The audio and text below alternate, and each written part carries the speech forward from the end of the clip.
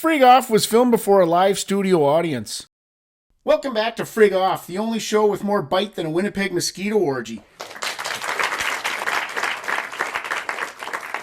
Today we're talking about the big breakup from this season of Desperate Housewives Bitches Be Billionaires, starring Taco Dawn and the Ketamine Kid. What a way to kick off Pride Month, am I right, ladies? I mean, Jesus Christ, if you tweet about crypto all day or you call yourself an alpha male, today was like your 9/11. You gotta pick a side, but you're picking shit or diarrhea, only I don't know which one is the shit or which one is the diarrhea. You see this? This right here is the billionaire version of Facebook drama. Their friendship died faster than a Tesla battery in Saskatchewan. See, Trump wanted Elon to endorse the big beautiful bill, but that's like asking NASA to endorse a fart in a Ziploc bag. One minute Elon is sniffing Trump's orange ass like a dog looking for peanut butter, and the next minute he's ghosting Trump like a Tesla does to a child crossing the road. They're the two biggest dickheads. Elon named his kid after a license plate, and Trump loves to use the N-word. They had a bromance like a couple of dads who met at a strip club and realized they both owned gold toilets. These two were in love, buds. Now it's over. Done. Like Alberta's dreams of independence or a Leafs playoff run. The relationship lasted just long enough to make us all uncomfortable, like the time I saw my Uncle Bobby rubbing sunscreen on my Aunt Bev's feet at the family barbecue. These two are so insecure they make middle-aged hockey dads look emotionally balanced. Musk bought Twitter just to ban people who made fun of him. And Trump, he made his own platform because Twitter banned him for inciting light treason. Watching them turn on each other is like watching Saskatchewan and Manitoba fight over who has the bigger mosquito season. Let's start with Trump, the man, the myth, the sentient ham. This guy looks like a microwaved orange with hair. Speaking of his hair, it contains more trace amounts of Adderall than a Scarborough gas station toilet. And now he's threatening to cut Elon's government contracts? Yeah, okay, Donnie, you barely know what a contract is. The only deal you ever made that didn't collapse involved hush money and a porn star whose birth canal has seen more daylight than most Sudbury miners. Buddy, you're supposed to be the tough guy president, not a cranky aunt at bingo who just got skipped over on a double dab. You know the only thing bigger than Trump's ego is the list of lawsuits he's pretending not to remember. The man dodges accountability like Quebec dodges Alberta's phone calls. And then there's Elon Musk, the man who looks like his skin is fighting to escape his skull and smells like a tech convention's nut sweat.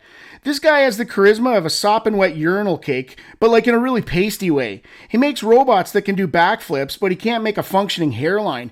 And he pissed himself so hard on Special K his nuts floated, like I swear the man's underwear turned into a broth. He's like a Bond villain, but his codename is Goldbladder. He's the richest man on the planet, but he looks like someone who should be handing out bowling shoes in Laval, Quebec. They say he's on the spectrum, but I say he's just a friggin' cunt. That jacked up AI with a dick made of Dogecoin is firing back at Trump on Twitter like a dude on bath salts, accusing Trump of being on the Epstein list and saying he should be jailed. Buddy, you spent $270 kajillion on someone who you knew was a pedophile. Let's not pretend you're the moral compass of this flamin' canoe.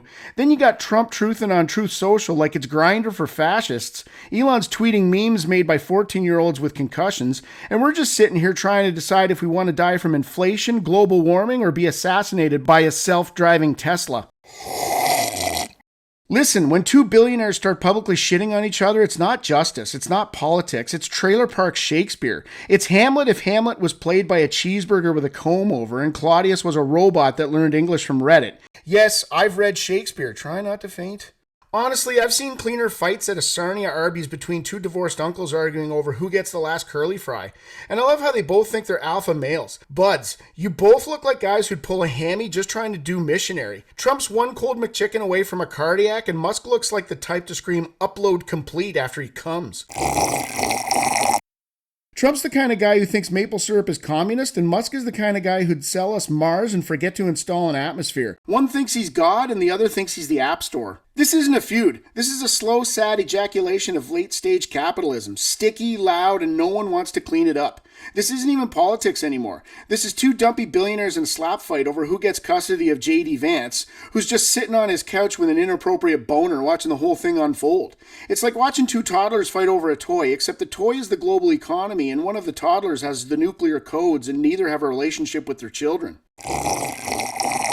Somewhere out there, a guy with an Elon Musk tattoo and a Make America Great Again hat is crying in his Ford F-150 wondering which daddy to follow. It's like when your parents split up and they're both addicted to fentanyl and MyPillows. So to Trump and Musk, congrats on proving that even with all the money in the world, you can still be petty, vindictive, and utterly ridiculous. And to that, I say, frig right off.